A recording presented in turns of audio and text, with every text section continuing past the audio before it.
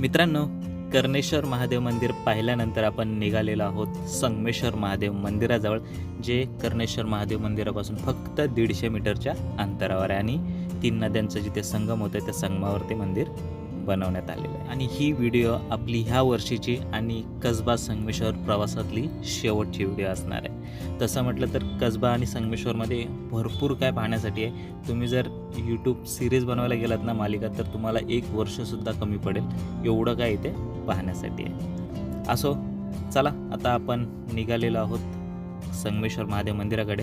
त्याच्या अगोदर तुम्हाला सर्वांना नवीन वर्षाच्या हार्दिक शुभेच्छा. चला, आता आपण पोहोचलोय संगमेश्वर महादेव मंदिराजवळ, जिथे शास्त्री नदी, सोनवी नदी आणि वाव नदीचा संगम होता. मित्रांनो, असं सांगण्यात येतं की ह्या ठिकाणी 300पेक्षा जास्त मंदिरं आहेत. आता काही मंदिरं तुम्हाला जशी आहेत तशी पाहायला भेटतील आणि काही मंदिरं तुटलेल्या अवस्थेत सुद्धा आपल्याला पाहायला भेटणार आहेत. इथे आल्यानंतर तुम्हाला अशा भरपूर काही वास्तू पाहायला भेटतील ज्या तुम्ही अजूनपर्यंत पाहिल्या नसतील. मी फक्त 4 ते 5 व्हिडिओमध्ये जेवढं कव्हर करता येईल ना तेवढं कव्हर करून तुम्हाला दाखवलं. छोट्या छोट्या व्हिडिओ आहेत आपल्या ह्या 5 ते 6 मिनिटाच्या. असो, आता आपण पोहोचलोय मंदिरा शेजारी आणि वरती जे तुम्हाला दिसते ना, हा मोठा झाड आणि त्याच्या खाली असलेला भगवा झेंडा, तिथं आता काही महिला डान्स करत होत्या गाणी बोलून एका वरच्या बाजूला. आणि त्याच्यासमोर हे मंदिर आहे आणि या मंदिराच्या शेजारी संगम आहे, 3 नद्यांचा संगम, म्हणून या ठिकाणाला नाव पडलं आहे संगमेश्वर. हे एक कसबा. हे माझे भाऊजी पुढे चालतात, परेश नलावडे. आम्ही दोघंच निघालो होतो, चिपळूणवरून आम्ही निघालो होतो आणि आम्ही फक्त सरदेसाई वाडा पाहण्यासाठी आलो होतो. पण नंतर मग पुढे पुढे आम्ही येत गेलो तसं आम्हाला ही मंदिरंसुद्धा पाहायला भेटली. हे बघा, हे मंदिर आहे मित्रांनो, चालुक्यकालीन मंदिर आहे असं म्हटलं जातं.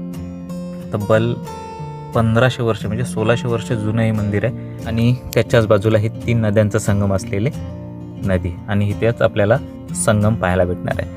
मित्रांनो, जेव्हा आम्ही चिपळूणवरून संगमेश्वरकडे यायला निघालो होतो तर आम्हाला वाटलं की आपण कसबामध्ये जाऊ, इथे जे वाडा आहे ते पाहू आणि मग परत येऊ. पण इथे आल्यानंतर एवढ्या जबरदस्त गोष्टी पाहायला भेटल्यात ना मित्रांनो, त्यातल्या काही गोष्टी मी तुम्हाला व्हिडिओच्या माध्यमातून दाखवल्याच आहेत, त्या तुम्ही आपल्या यूट्यूब चॅनलवरती जाऊन पाहू शकता. चला, आता आपण मंदिरात प्रवेश करू. आपण जिथे उभे आहोत ना, ही आहे मंदिराची समोरची बाजू, जी पूर्व दिशेला आहे, आणि जी या बाजूला गाभारा आहे मंदिराचा ती आहे पश्चिम दिशा, म्हणजेच मागची बाजू. हे नंदी भगवानची मूर्ती आहे, हे बघा. आणि आतमध्ये येताच तुम्हाला 2-3 देवळं पाहायला भेटतील आणि ही वरची बाजू, हे बघा. आणि बाहेर येताच आपल्याला शास्त्री नदी पाहायला भेटेल, जिच्यासोबत सोनवी आणि वाव नदीचं संगम झालेलं आहे. इथेच बाजूला संगमसुद्धा आहे. चला, आता आतमध्ये जाऊ. एक देवळी आहे छोटी, त्याच्यामध्ये एक मूर्ती आहे आणि एकदम खालच्या बाजूला गाभारा आहे. मंदिर आपण जिथे आहोत ना ते उंच आहे आणि गाभारा हा खोल खड्ड्यामध्ये असं बनवण्यात आलं आहे. बघा, जी नदी आहे ना त्याच्या लेवलला हा गाभारा आहे असं म्हटलं तरी चालेल. हे बघा, हे शिवलिंग आहे, शंकराची पिंडी, आणि समोरच्या बाजूला ही देवी पार्वती मातेची मूर्ती आहे. हे बघा, इथेच बाजूला कार्तिकेय भगवानची सुद्धा मूर्ती तुम्हाला पाहायला भेटेल. आपण ह्याच्या अगोदर म्हणजेच दक्षिण काशी नंदुरबारमध्ये सुद्धा कार्तिकेय भगवानचं मंदिर पाहिलं होतं, जे बंद होतं कारण की ते कार्तिक पौर्णिमेलाच चालू होतं असं सांगण्यात येतं. इथे सुद्धा तुम्हाला कार्तिक भगवानची मूर्ती पाहायला भेटेल, देवी पार्वती माता मागाशी बोलल्याप्रमाणे, हे बघा. आणि त्याच्या समोरच्या बाजूला हा शिवलिंग आहे. पाठच्या बाजूला सुद्धा तुम्हाला एक छोटीशी देवळी पाहायला भेटेल. इथे सुद्धा मोठं मंदिर आहे कार्तिक भगवानचं, ते सुद्धा तुम्ही जाऊन बघू शकता. हे बघा, 1600 वर्ष जुनं मित्रांनो हे मंदिर आहे. आणि हे बघा, शंकरची पिंडी आहे, त्याच्या आतमध्ये सुद्धा एक छोटीशी पिंडी बनवण्यात आली. तेव्हा आपण गाभाऱ्यामध्ये उतरत असताना तर वरच्या बाजूला म्हणजे दरवाजाच्या वरच्या बाजूला तुम्हाला गणपतीची सुद्धा मूर्ती पाहायला भेटते. आणि हे बघा, शिवलिंग, एक मोठा शिवलिंग आहे आणि त्याच्या आतमध्ये एक छोटा शिवलिंग आहे. 2 पिंड्या एकावरतीच करण्यात आल्या. हे बघा, नंदी भगवानची मूर्ती. आता आपण आले बाहेरच्या बाजूला, छोटंसं मंदिर आहे मित्रांनो, पण एवढं थंडगार वाटतंय ना, म्हणजे बाजूला नदी आणि एवढं जबरदस्त म्हणजे व्ह्यू येत आहे बघा, दृश्य वाटतं एकदम.